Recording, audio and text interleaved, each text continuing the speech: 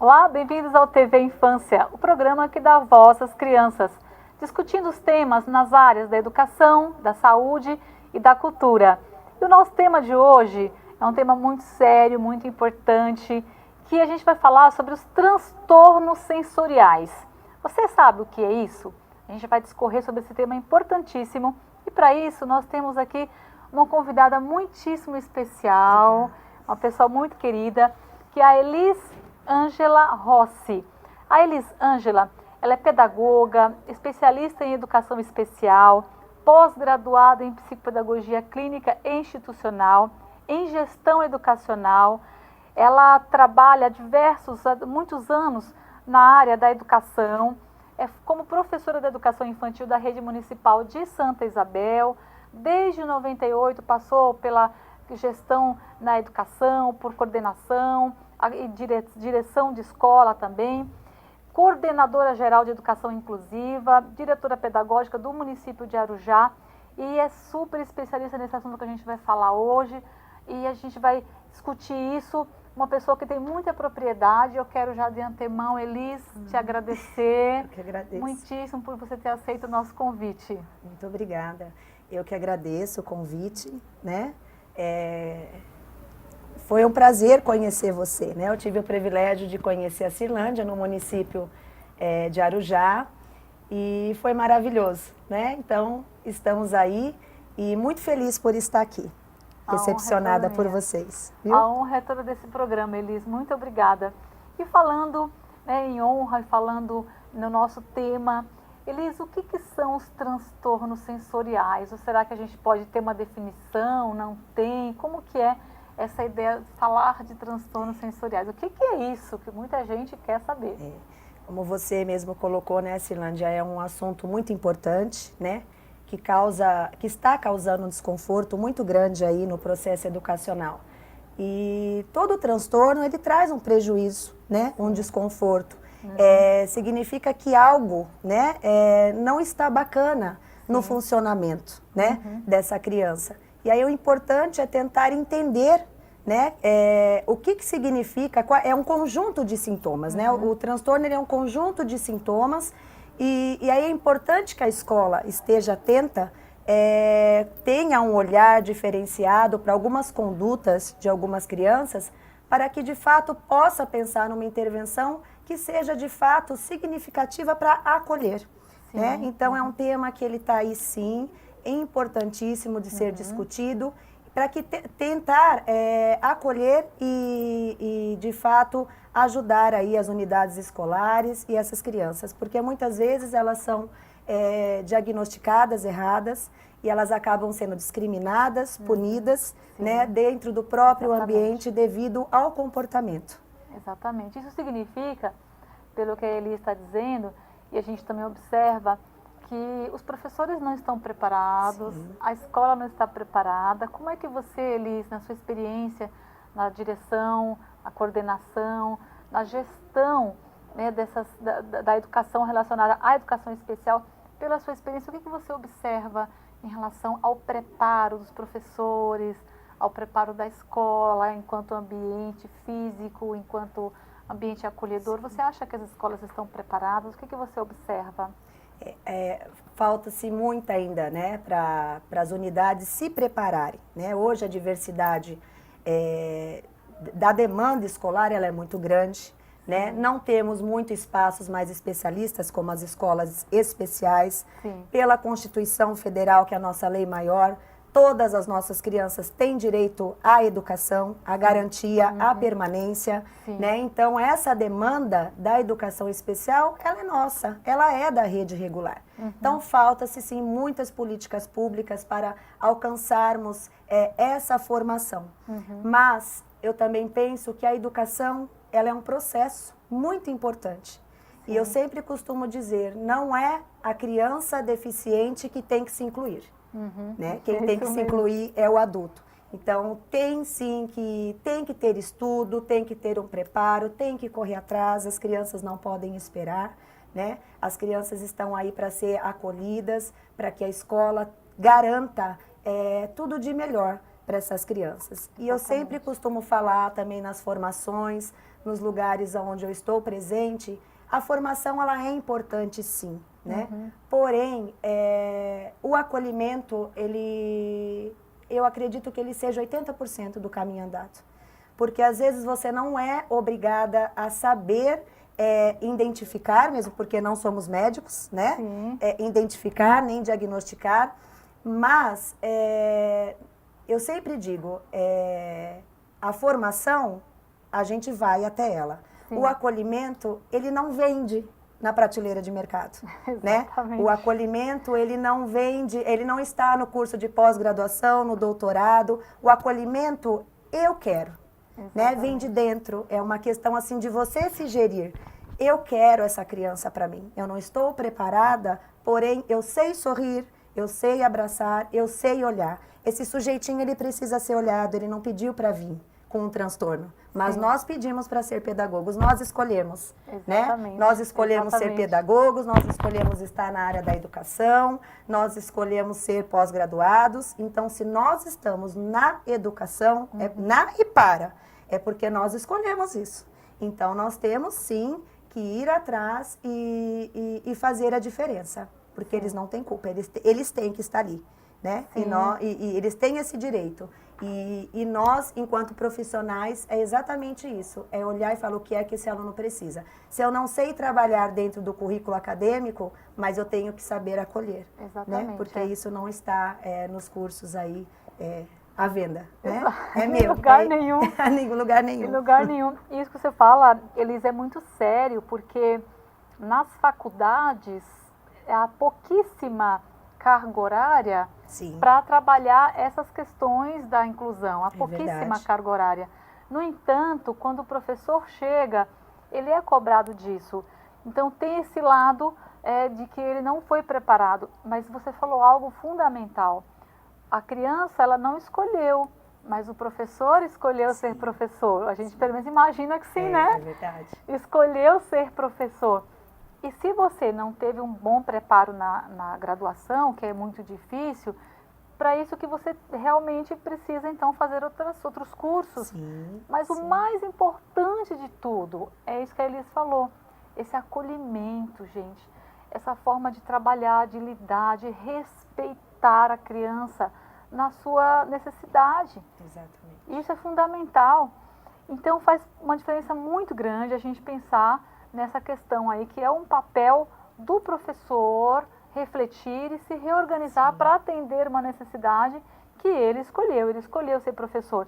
E quando a gente escolhe ser professor, a gente não escolhe os alunos, né? Não, e eu falo até por mim, né? Falando da minha experiência, por ser especialista em educação especial e por vir, né, de dentro de uma escola especial, quantas vezes eu entrava na sala e olhava e dizia, e agora? O que eu faço com isso?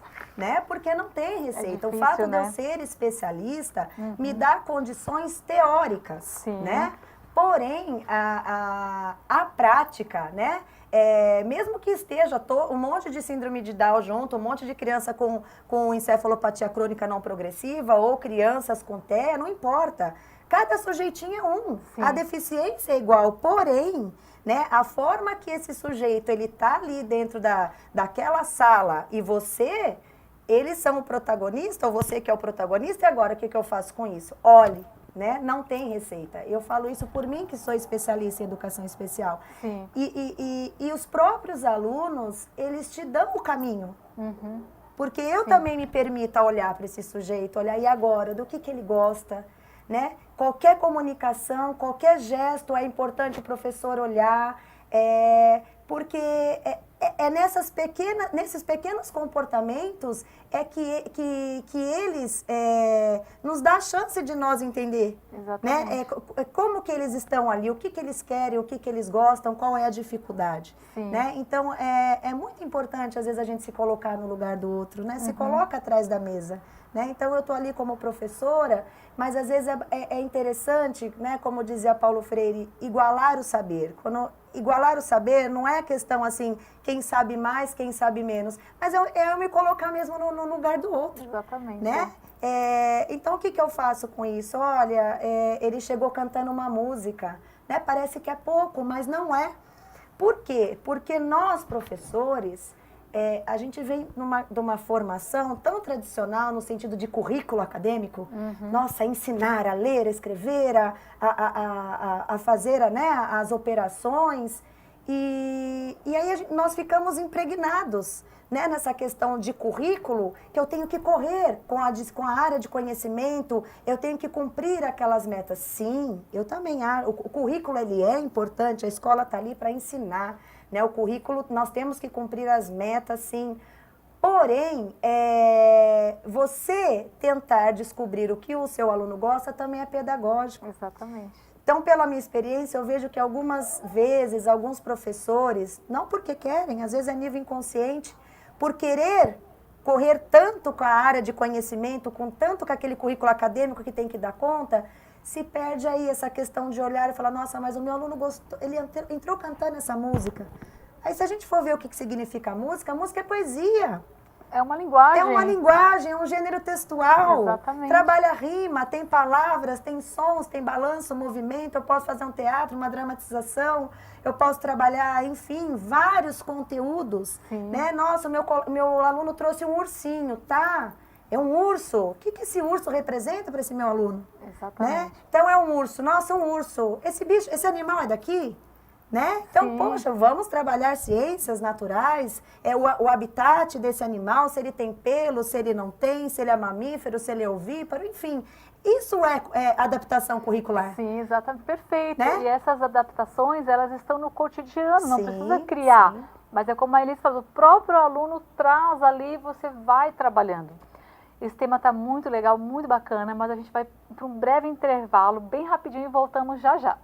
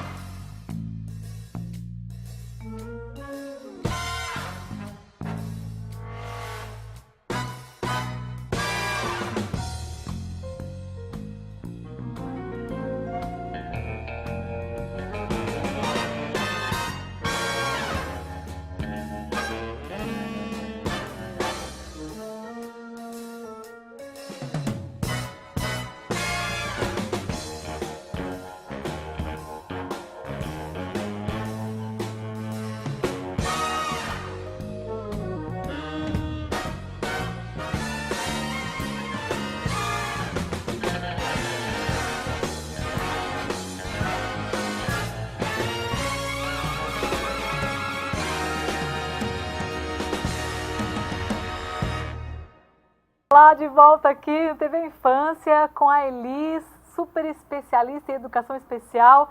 E hoje o nosso tema é transtorno sensorial. Vamos continuar falando disso, que está muito bacana. E a Elis, você falava antes do intervalo sobre a questão da preocupação, da adaptação curricular, né? Porque essa adaptação, ela não precisa estar pronta, inclusive, ela pode ser realizada no contexto, a partir da visão, da experiência e da lógica do cotidiano das crianças que elas já trazem. Sim. Porque essa preocupação é muito real. Os professores querem muito cumprir horários, cumprir um cronograma, o conteúdo, a preocupação exagerada com a questão didática acaba ultrapassando o sentido da preocupação com Sim. a pessoa da criança que está ali, que precisa tanto desse olhar. Agora, em falando de transtorno sensorial, Elis, na escola, como observar os sintomas do transtorno sensorial no ambiente escolar. Que tipo de sintomas os professores observam, ou mesmo em casa, que os pais observam, que eles podem ficarem um pouco mais atentos e, de repente, buscar uma ajuda? Olha, eu costumo sempre dizer assim que comportamento é comunicação, Sim. né? Então, assim, dentro do ambiente escolar, podem ocorrer vários desconfortos sensoriais, né? Como, por exemplo, tem criança que não tem tolerância à luz, a barulho, às vezes até o mesmo cheiro no momento da merenda, né? Eu falo isso até por experiência própria mesmo, um autista no município em que eu trabalho, e chegava na hora da merenda, ele olhava dentro do prato, ele olhava e arremessava. Então, por isso que eu digo, comportamento é comunicação. Mas ninguém entendia, mas por quê? É hora de comer, falou que está com fome, ele olha, até que fomos descobrir, mas isso ali com intervenção, vendo a questão da merenda, que ele tinha aversão ao feijão. Olha que interessante. Se não observasse, achar que era uma indisciplina. Né? Então, o comportamento é uma comunicação. Por isso que às vezes eu falo, se nós não entendemos um pouquinho do assunto, essas crianças elas são muito discriminadas, porque elas são vistas como indisciplinadas. Ah, ele está fazendo manha porque ele não gosta. Não, é sofrido. Uma criança, um jovem, um adulto que tem um transtorno é muito sofrido. Porque é uma desordem que eles não conseguem lidar. E aí eles acabam desenvolvendo comportamentos e tipo assim, olha pra mim, é um socorro, é um pedido de socorro, né? Porque muitas crianças não é como nós não gostamos, falam, olha, eu não quero isso, eu não aceito porque eu não gosto. Muitas crianças que têm o transtorno, eles não têm essa parte nossa de comunicação dessa fala, de começo, meio e fim, de comando, olha, eu não quero, eu não gosto. Então, eles desenvolvem comportamentos. Né? Então, esse comportamento é uma comunicação. Então, o fato dele arremessar o prato é que ele não conseguia dizer, olha, eu não gosto do feijão. Até que fomos observando. Então, não coloca o feijão, coloque só arroz. Quando ele só viu o arroz, ele abriu um sorriso, sentou, comeu, retornou para a fila e repetiu. Nossa, que lindo, né? Lindo. Né? E é por isso que eu digo, isso na formação a gente não vai ver. Exatamente, nem na educação, E né? nem, Aliás, não vai. Na faculdade de pedagogia, não se ninguém ensina Exatamente, isso, né? Então, assim, esse desconforto, às vezes a gente percebe que criança na hora do intervalo, são escolas gigantescas, com 3, 4 intervalos, tem criança que fica no cantinho, põe a mão na orelha, né, nos ouvidos, porque não suporta, ou uma música alta, ou até algum trabalho que a escola está desenvolvendo naquele dia, diferenciado da rotina dessa criança, e ele acaba tentando, por esse comportamento, me dizer, olha, me socorre, eu preciso me estruturar, me tira um pouquinho daqui. Né? Então, é muito comum em horário da entrada, da saída. Então, é muito importante que as escolas, às vezes, organizem ambientes escolares, né? Porque se esse recreio ele acontece em 20 minutos, 3, 4 vezes, em qual momento que é ideal essa sala dessa criança ir para esse intervalo? Sim, né? Exatamente. Com mais alunos, com menos alunos? Então, são vários os sintomas, né? Então, essa questão mesmo, barulho, som alto, cheiro, né? Ou alguma coisa que naquele dia saiu da rotina, que de repente a professora está acostumada a fazer e de repente a professora também não vai. Isso pode ser um sintoma da criança se sentir, às vezes, não está acolhido por aquela figura que ela está acostumada e essa criança desenvolver ali um comportamento. Então, é muito importante esse olhar, né? Esse olhar clínico que a gente fala que os professores, eles têm muita competência, né? Em olhar assim, o que não está bacana e por que ele não fazia isso e por que ele está fazendo. Né? Então, o olhar é tudo nesse sentido, para tentar entender. É fundamental, né? Indispensável, porque é por meio dele, aliás, o olhar, ele pode ser, a observação pode ser científica também, muito, né? Exatamente. Faz uma diferença muito grande. Então, essa questão dos transtornos, ela é muito séria, porque muitas vezes ela pode até passar desapercebida e ser entendida como outra situação.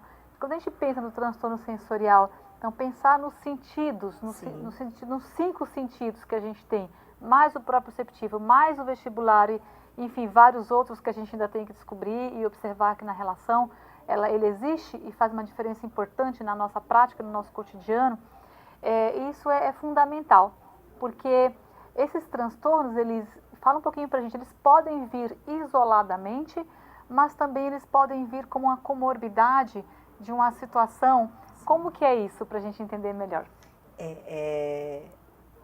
Não é fácil, né? Não é fácil porque quando ele vem acompanhado com outros sintomas, é aí que é o momento mesmo de uma intervenção, né? E assim, às vezes a gente trabalha muito sozinho, né? A gente fala assim, e agora? O que eu faço com isso? Eu peço outro olhar, peça supervisão, né? Peça o olhar do diretor, do seu coordenador, ou do seu amigo vizinho da sala, ou de um especialista, né? Porque às vezes ele é isolado, mas às vezes ele vem com outros conjuntos, né? Com outro conjunto de situações.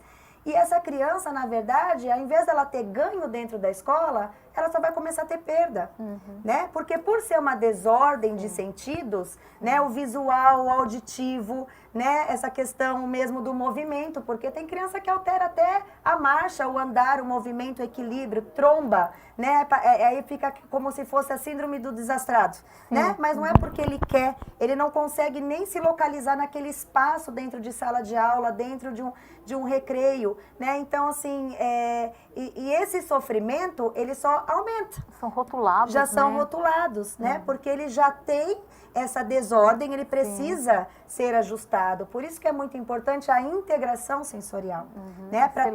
Para tentar ajudar essa criança a se ajustar. Porque a partir do momento que ela começa a se ajustar dentro de um ambiente escolar, ou até mesmo dentro de um lazer, pode acontecer uma desordem, esse transtorno de um cheiro, de um barulho dentro de um shopping, dentro de um cinema, né? Por isso que é importante esse olhar. O que é que incomoda e o que eu posso fazer com isso? Né? Então, a todo momento, nós temos que tentar ir ajustando. Sempre buscar o ajuste e não o desajuste. E é um sofrimento, né? Imagina uma pessoa que tem uma escuta muito maior, ela escuta um ruído numa alteração gigantesca, às vezes em relação à nossa, ou para mais ou para menos. E é um sofrimento porque até, primeiro, a pessoa se perceber, porque é difícil para ela se perceber. Então, o outro também perceber e aí entrar com uma intervenção. Exatamente. Então, é uma dificuldade, né? Dificuldade, mesmo como você colocou, Silândia, a questão, alguns são muito hipersensíveis e outros são hipo, né? O que é isso? Então, aquela coisa, eu tenho assim, nossa, qualquer barulho, ele tá hiper, então qualquer ruído, né? Aquela coisa que já incomoda. O que não me incomoda, acaba incomodando ele, né? E ao contrário também do hipo, é aquele que pode estar caindo no mundo, você tá irritado e ele... Exatamente.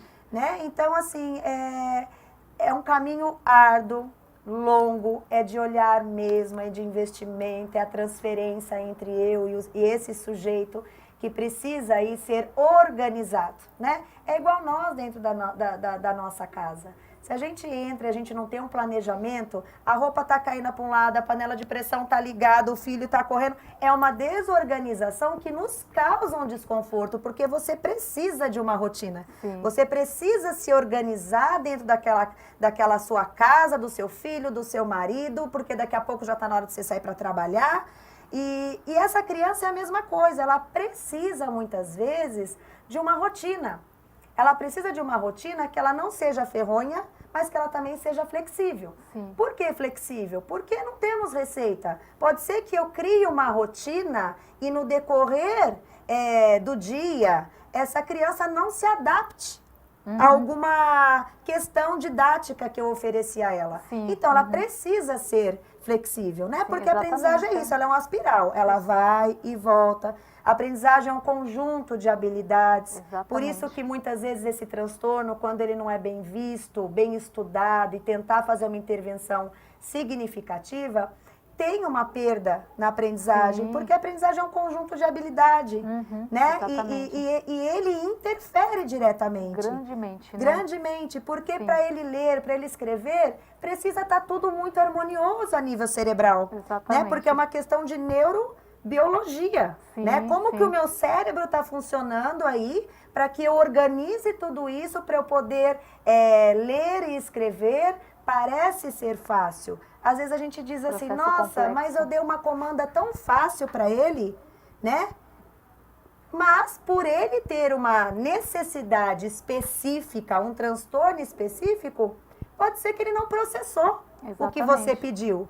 Aí ele fica, e agora o que é que eu faço com isso? Porque ele Exatamente. também não entendeu. Por isso que a gente sempre diz, né? Uma intervenção também muito importante, fale coisas reais, Sim. né? Por exemplo, tá com sede? Pegue a caneca.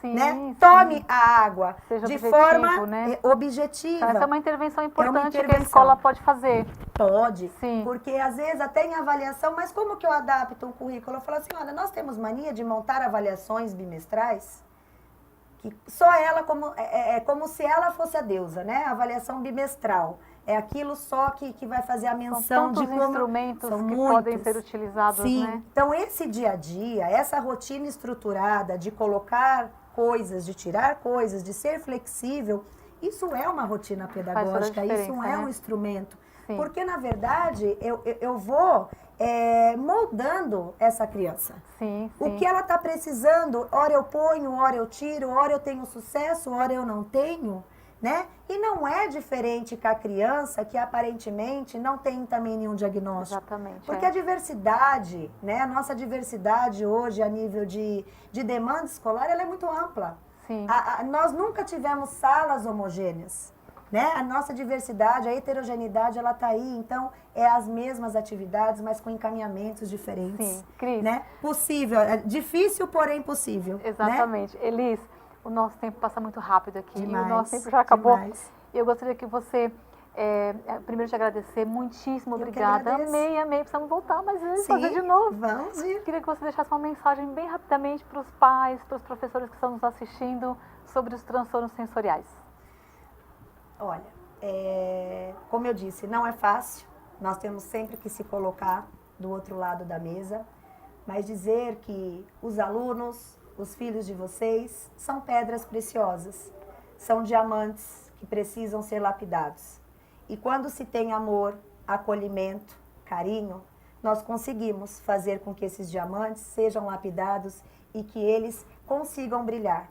Eles precisam do adulto, da intervenção do adulto, de alguém da saúde, para que eles possam brilhar, né? E nós somos o